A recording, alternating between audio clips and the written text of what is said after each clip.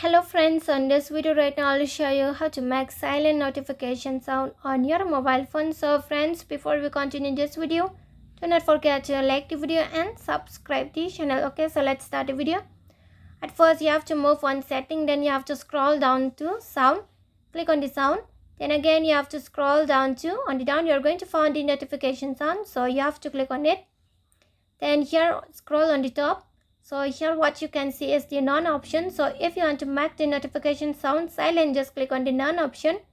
First option, okay, none, and click on okay, and the notification sound will be silent on your mobile phone. Okay, just click on the none, click on okay, and the notification sound will be silent. Okay, so you can set make silent the notification on your mobile phone. So friends, if you love the video, do not forget to like the video, share the video and subscribe the channel, and thanks for watching.